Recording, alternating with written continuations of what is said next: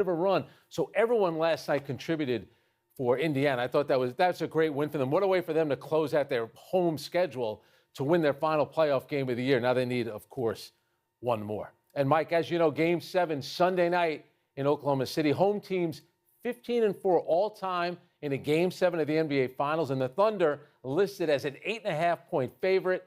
So, Mike, what do you expect to see on Sunday? I have no idea, and I'm not going to pretend. I'm not going to try to create some scenario that I believe in because I don't know.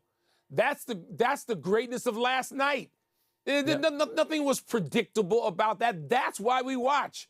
Not so I know everybody wants to have a prediction. That's what, shows like this have to indulge in. And sometimes I tell people, stop predicting and watch the damn game. Just watch the game. I can't wait to see the game, Frank. I don't know. Like, what can Halliburton give them? Can he inspire them? Is there something that's going to inspire Oklahoma City? What are they going to draw from in their building? Is it going to be nervous in there? Or is it going to be, raucous and people still figuring, hey, we are going to win the first championship in this city's franchise history, although it's be the second one because the Sonics, where they were previously won. I don't know. Can Siakam play like that again? What do the Pacers have left in them? Yeah. Or like Edmonton in that series where they came back from 3-0 down to win an impossible game, did Indiana leave it all at home? Or is this more like the movie Hoosiers? It kind of reminds me of that, but I'm not going to go there with OKC. I loved SGA's demeanor after the game. He said, we stunk. Yeah. And he claimed it. He owned it. He was the adult in that room last night. How does that translate? I don't want to predict the game. I want to watch the game. All right, let me give you a couple of numbers. OKC during the regular season, 35-6 at home. That's a dominant record. Playoffs, 10-2. The two losses, Mike, they were up 15 against Denver in that game one in the fourth quarter, lost the game. Then they were up 11 late in the fourth quarter of game one, Indiana, and lost. So even in the games that they lost, they had double-digit leads. So those are games that they shouldn't have lost. The last road team to win a Game 7 in the finals, that's the LeBron team back in 2016. LeBron that night had a triple-double. So LeBron, an all-world player, has a performance like that. Can Siakam, could Tyrese Halliburton have a breakout game? Absolutely. But the beauty of Indiana, they're a difficult team to match up against or to game plan against because anyone can do it. How about this? They're the only team in NBA history to have 8 players score at least 200 points, total points, in the playoff during the postseason. So different guys do it. We mentioned Obi Toppin with 20, what T.J. McConnell has done, Andrew Nembhard. But if I'm Oklahoma City, Mike, and this is the thing, you go back to 2016, that same year that Cleveland beat Golden State. That Oklahoma City team was up 3-1 on the Golden State Warriors in the conference finals and ended up losing. That's the worst loss in franchise history when they lost that series. Guess what's going to replace it if they lose on Sunday? Because this isn't a 73-win Golden State Warrior team. It's a very good 50-win Indiana Pacer team, but Oklahoma City would have had 2 chances. Ton of pressure on them on Sunday at home. Yeah, but this is where the best player theory comes in. Yeah. If you got the best player, and I think we're going to agree the best player is, the MVP, Shai Gilgeous-Alexander. It's his time. Yeah. It's his stage. Let's see what's up. You're right. In baseball, the Padres and Dodgers played each other with edge all week. Fernando Tatis Jr. and Shohei got drilled by pitchers for the second time in 3 days last night. The Tatis plunking led to the bench's clearing. Both managers got tossed in the top of the ninth, as was Padres closer Robert Suarez after he hit Ohtani in the bottom of the frame. Looked intentional to me. The Padres won last night, but the Dodgers took 3 or 4 in the series. Frank, this ongoing beef, is it good or bad for baseball? Well, that's like saying, is Yankees, Red Sox good for baseball? Cubs, Cardinals, good for baseball. Dodgers, Giants. This is what happens in these rivalries. And last night, Tatis said after the game, because Jack Little was the pitcher that hit him. He was making his major league debut. And even Tatis said, well, I don't know if it was intentional, but how many times are they going to hit me? You want to know how many times it's been? It's been 3 times in the last 9 days. 5 times since, 2024. So I know fans don't like to hear this, but the players like to be in a position where they police themselves. So if you're going to hit Tatis, you know what the Padres are going to do? They're going to wait for Ohtani to come up and they're going to drill him with a 100-mile-an-hour fastball. Now, the fans are going to say, people don't like baseball, say, oh, how can you have a sport like this? No one wants to see anybody get hurt. But baseball, for the longest time, the players like to police themselves in these situations. Everyone understands it. And, Mike, when Ohtani came up to the plate, you don't think that he knew that there was a chance that he was going to get drilled? That's why when the benches started to clear, he told everyone, just stay. Don't worry about it. I'll go to first base. I love that when he waved him off. I love that, Frank. Look, I'm watching that game live. One of the cool things is just about being out west now. I love seeing Dodgers-Giants and Dodgers-Padres. Yep. Dodgers-Padres, sorry, it's better than Yankees-Red Sox right now because of the fire and because you're getting some consistency now with personalities. You're getting it for a second full season that Ohtani has now been a Dodger. It's great for baseball. Not good. It's great. Yep. And by the way, the Dodgers are at the center of everything because they got this going on with San Francisco. We're going to see more of that all summer. It's too bad there's a hiatus with the Padres until August. They might even have it with the Diamondbacks, who Diamondbacks have flexed lately and been in the World Series. So you got this blue blood royalty, blue literally, at the center of all these things. And man, the Padres don't back down from them, and in fact, eliminated the Dodgers once in recent time. I had 3 chances in the postseason, but they hit on time. Even though you sort of knew it, Frank, I'm sitting there thinking, are they going to hit Ohtani? Boom. Yeah.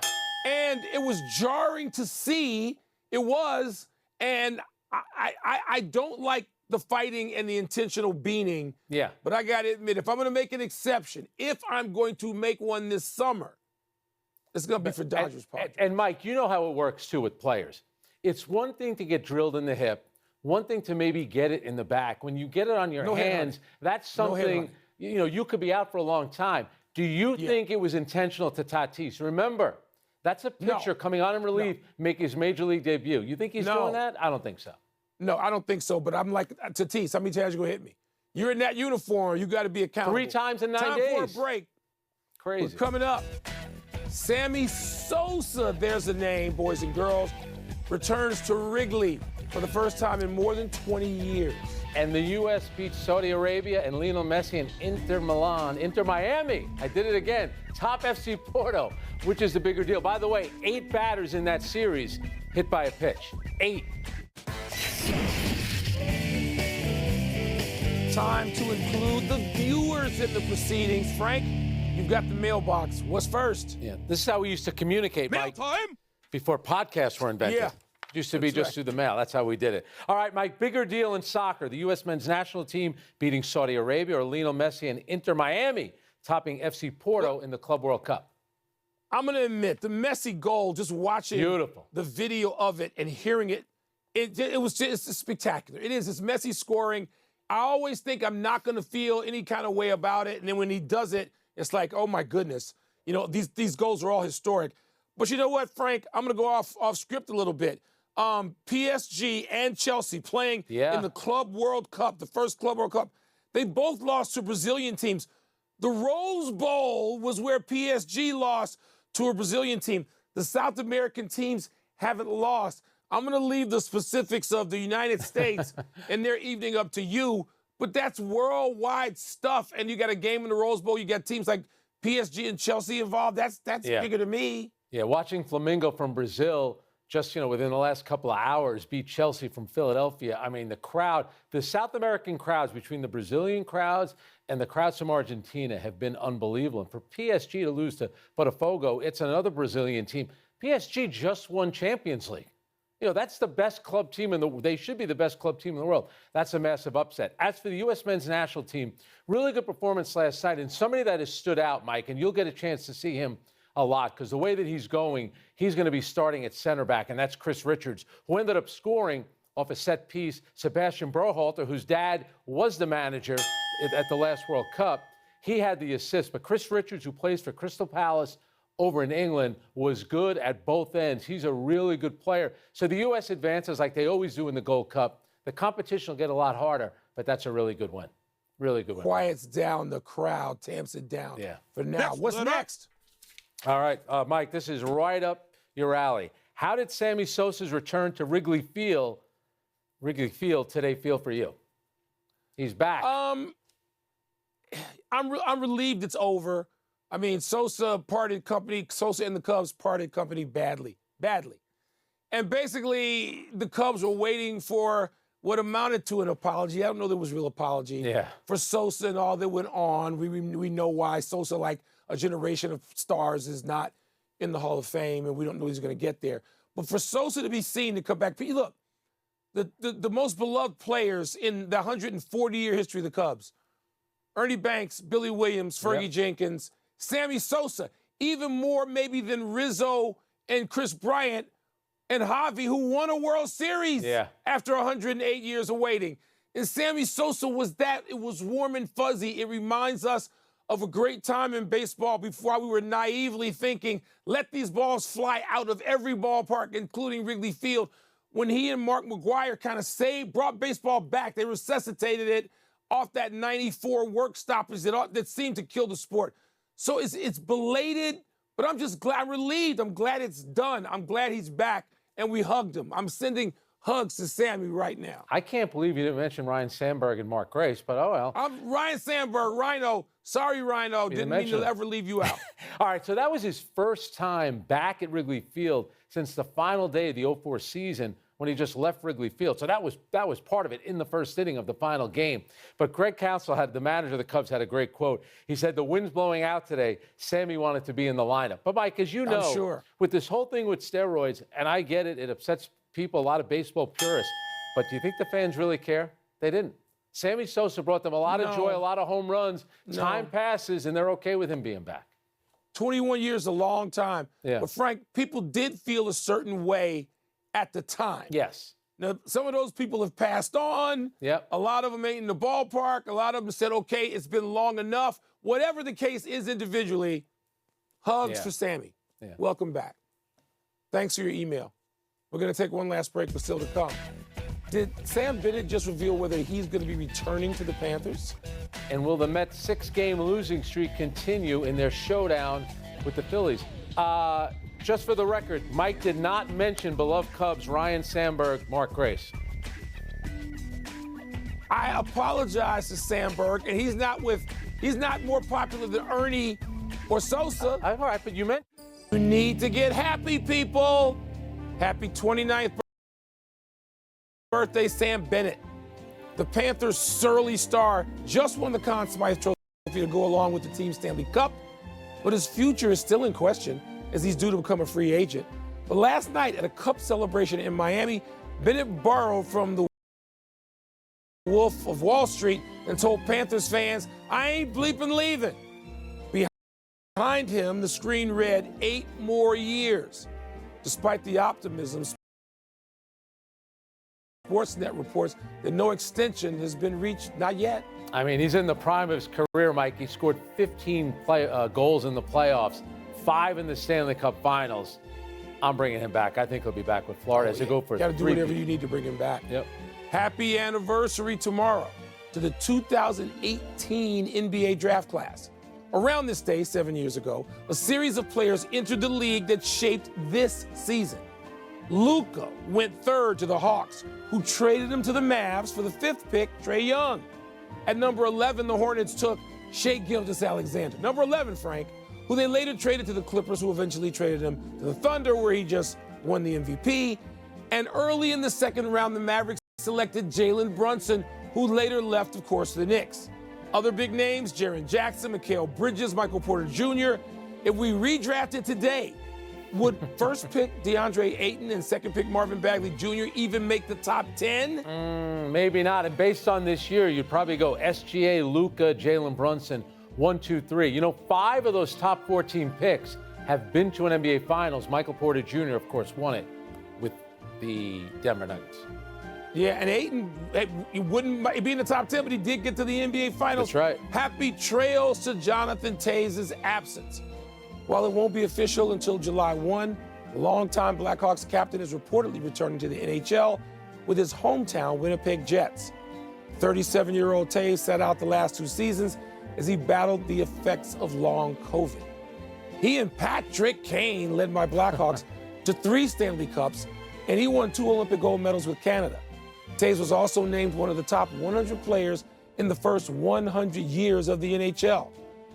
I'll miss him on my Blackhawks, Frank, but we'll continue to root for him as a Jet. It'd be a pretty cool story if he wins one with Winnipeg. The President's Trophy winners this year, knocked out in the second round by Dallas. Would you be okay if they won it? Winnipeg? I know you root for Edmonton. Winnipeg? I would be okay if they won it. It would be a good story. You're right about that. Yeah. Absolutely. He and Kane, what a tag team. Yep. Man, I'm longing for those days now.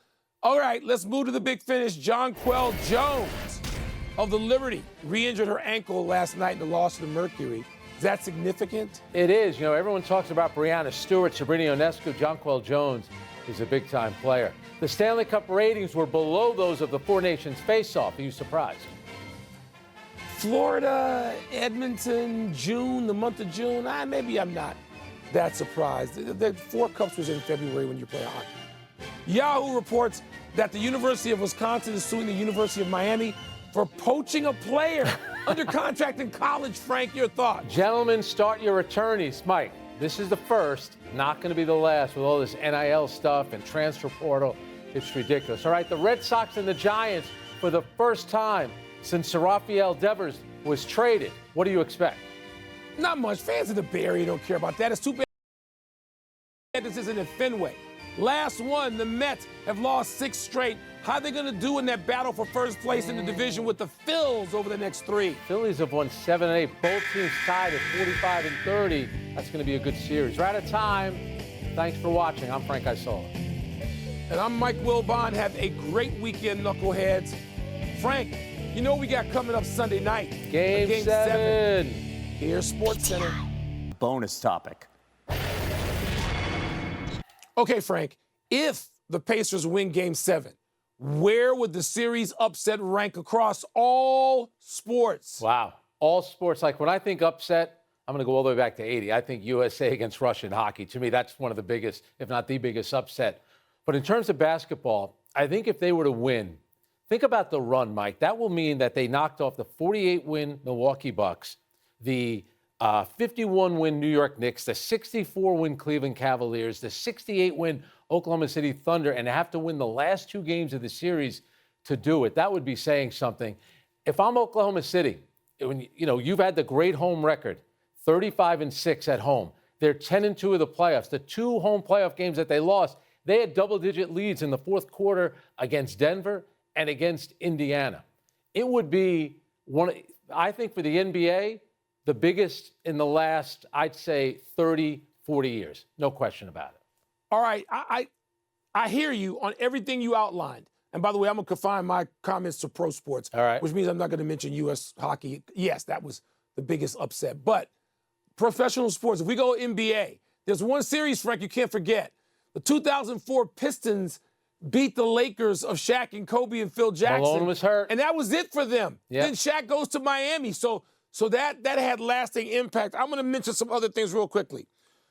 If we talk about pro football, the 2007 Wild Card Giants beat the 18-0 undefeated Patriots. That's got to be up there. Jets beating the Colts. I'm going all New York on you in Super Bowl III. In 2001, I'm going to stay in New York theme. Arizona, the Diamondbacks, wind up beating the Yankees in a very emotional and dramatic situation.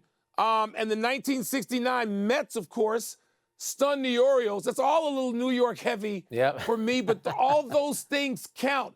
And those were giants. I don't think there's anyone in there that would say, oh, wait a minute, that team shouldn't have been favored. I'm not mentioning the 2016 Cavaliers. Don't tell me it's that big an upset. I know the Warriors at 173. They got 3 Hall of Famers. If LeBron is the GOAT, if he's the king, and you're playing with Kyrie and Kevin Love, how are you getting upset? Yeah. Did anyone ever say Michael Jordan was upset? Anybody ever say Kobe Bryant was upset? Come on now. Ain't no upset. Well, remember, too, that Cavalier team did come back from 3-1 down, and they had to win 2 games in Oakland, including Game 7. That's when LeBron had the triple-double. Great win. That's an upset. If you're the king, you don't upset the king. It's a 73-win team. That's an upset. That's an upset. Couldn't finish it. That's it. We're Bulls done. Is still the best team. Back to you. Pardon the interruption, but I'm Mike Wilbon, and today is the longest day of the year. I'm Frank Isola, or as I'm known twice a year, Frank Isolstice. That's what Mike calls we should be we should be, on a golf course. It's the beginning of summer. Those things always coincide. I thought it was the 21st, though. Mike, but today's the 20th. Mike, where and you what is are, tomorrow, it's 1 always minute summer. Shorter? It's not summer where I am all the time. It's summer where you are all the time. Summer here, baby. 365. Cool 113 or so. Welcome to PTI. Tony apparently prefers golf to you, so we're here to do his work for him. Is our great friend from the starting lineup on Sirius XM Radio, Mr. Frank Isola. Radio, not Radio. a podcast. No, not a podcast. Radio, podcast. 3 hours a day. That's a radio show. Let's start, Frank, with a result neither of us saw coming. Don't know who did. The Pacers pulled away midway through the second and never looked back, beating the Thunder by 17. Tyrese Halliburton played effectively in 23 minutes, and T.J. McConnell was much more than his backup. Meanwhile, OKC struggled from three early, never found a stroke. Frank, how did this game play out differently than you expected? Yeah, I'm glad we were both wrong. I thought Indiana wouldn't win, but the one thing, you never underestimate this team. Look at the way they've performed all playoff long. There's a toughness to this team. I was surprised by Oklahoma City's performance. They were up 10-2 early in the first quarter.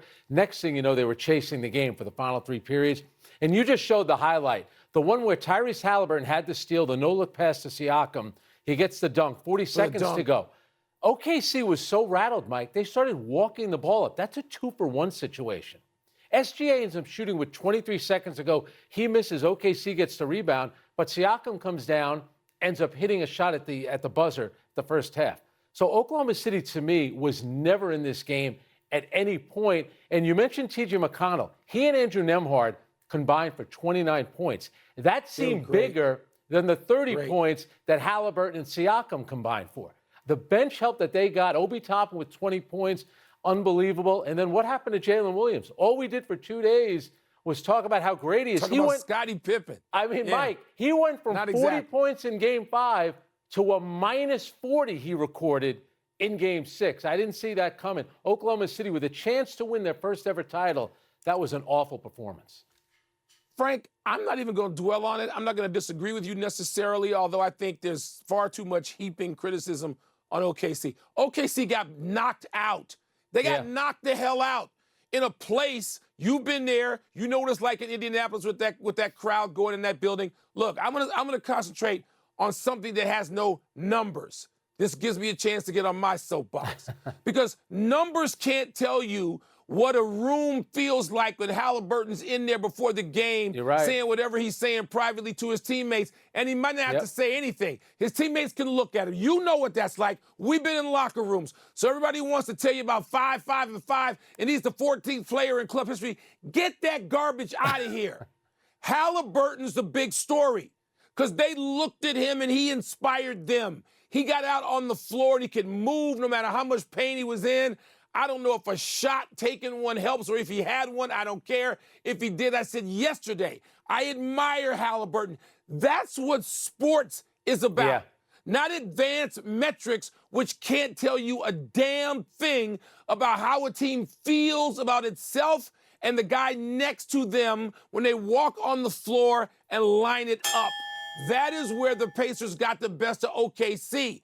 We can go back in history. We'll do it with Willis Reed because that was the storyline then because there were no numbers. People need to put the damn laptops down, their phones down, and look at what happened. Look at how the Pacers knocked OKC out of the ring. Knocked them clear out. Don't know what that means going forward, but that's what it was last night. You know, Halliburton had 5 baskets, and it felt like all 5 of them were big. He had the one in the second half when OKC was starting to make a run, the little give and go he had with Aaron Nesmith where he got the layup. And I'll tell you another guy, Andrew Nembhard, who struggled in Game 5, especially in that fourth quarter with the 3 turnovers. When they needed points, when it looked like Oklahoma City might have a chance, he drew a shooting foul. Next possession, he hit a 3. I thought for the second half, I get it, they ended up blowing him out. But in that moment, because remember, Oklahoma City didn't score for the first 5 minutes of the second half, and yet they were making a bit of a run. So everyone last night contributed for Indiana. I thought that's a great win for them. What a way for them to close out their home schedule to win their final playoff game of the year. Now they need, of course, one more. And Mike, as you know, Game 7 Sunday night in Oklahoma City. Home teams 15-4 all time in a Game 7 of the NBA Finals, and the Thunder listed as an 8.5-point favorite. So, Mike, what do you expect to see on Sunday? I have no idea. And I'm not going to pretend.